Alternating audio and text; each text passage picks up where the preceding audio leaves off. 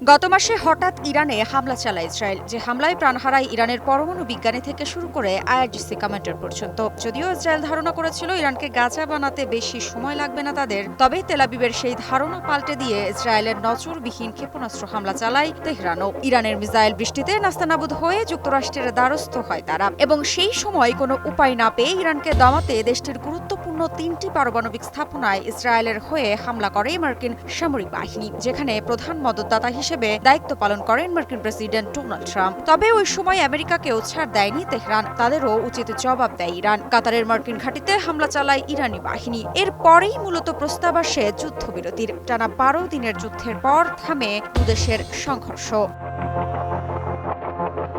কাতার ভিত্তিক সংবাদ মাধ্যম আল জাজিরার এক প্রতিবেদনের মাধ্যমে জানা যায়, যুদ্ধবিরতির পর থেকে ওই ১২ দিনের যুদ্ধকে সাফল্য হিসেবে দেখছে নেতানিয়াহুর ইসরায়েল। দেশটির নেতারা বলছেন, ইরানের কয়েকজন শীর্ষ সামরিক কর্মকর্তাকে হত্যা, প্রতিরক্ষার সক্ষমতা দুর্বল করা এবং যুক্তরাষ্ট্রকে পারমাণবিক স্থাপনায় হামলার জন্য রাজি করানো সবই ছিল সেই যুদ্ধের অর্জন। এদিকে ইরানও দাবি করেছে তারাই জিতেছে এই যুদ্ধে। তবে দুই দেশের এই বাকযুদ্ধের মধ্যেই নতুন পরিকল্পনার কথা জানিয়েছে তেল আবিব। দেশটির প্রধানমন্ত্রী বেনিয়ামিন নেতানিয়াহু জানিয়েছেন, তিনি গ্যাসের প্যাডেল থেকে পা সরানোর কোনো ইচ্ছাই রাখেন না, অর্থাৎ তিনি আবারও ইরানে হামলার প্রস্তুতি নিচ্ছেন।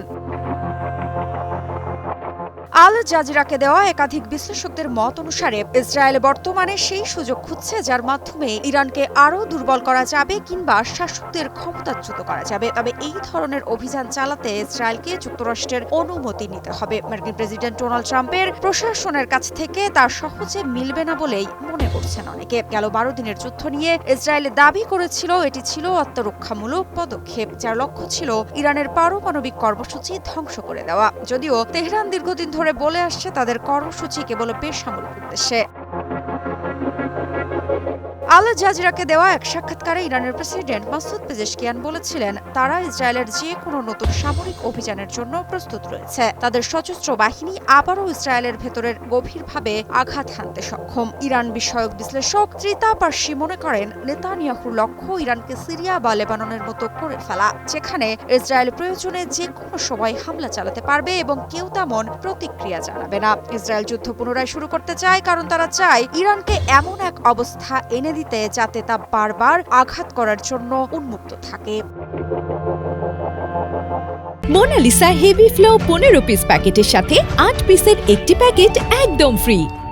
তবে প্রশ্ন থেকেই যাচ্ছে, নতুন যুদ্ধের আশঙ্কাটা কত? নেতানিয়াহু আগে কিছুটা সংঘাত বিরোধী ছিলেন, এখন প্রতিবেশী সিরিয়া ও লেবাননের সেই সঙ্গে ইয়েমেন ও ইরানের মতো আঞ্চলিক শক্তিগুলোকে আক্রমণ করে এবং গাজায় নৃশংস আক্রমণ অব্যাহত রেখে যেভাবে সংযমের সম্পূর্ণ অভাব দেখাচ্ছেন তা খুব কম লোকই অনুমান করতে পেরেছিলেন। ইরানের বিরুদ্ধে নেতানিয়াহুর আরেকটি অভিযান ইসরায়েলের অভ্যন্তরে সৃষ্ট বিভাজন থেকে ইসরায়েলের দৃষ্টি সরাতে সহায়ক হতে পারে। গাজায় ইসরায়েলের যুদ্ধ নিয়ে দেশটির অভ্যন্তরে এমন বিভক্তি দেখা গিয়েছে, কিন্তু তার প্রধান মিত্র যুক্তরাষ্ট্র, বিশেষ করে ট্রাম্প প্রশাসন কিভাবে এটি নেবে সেটি এখন দেখার বিষয়। গোলবার বলেন, ট্রাম্পই এখন মূল চিন্তার জায়গা। ইসরায়েল এমন কিছু করতে চাইবে না যা ট্রাম্পের দৃষ্টিতে সীমা লঙ্ঘন। তবে ইরান নিয়ে ইসরায়েলের মধ্যে রাজনৈতিক ঐক্যমত্য রয়েছে। গাজা নিয়ে ভিন্নমত থাকতে পারে, কিন্তু ইরান নিয়ে নয়। তিনি আরো বলেন, নেতানিয়াহু যদি নিজেকে নিয়ে রাজনৈতিক চাপ অনুভব করে তবে ইরানকে সামনে টেনে এনে সবাইকে একতাবদ্ধ করার চেষ্টা করবেন।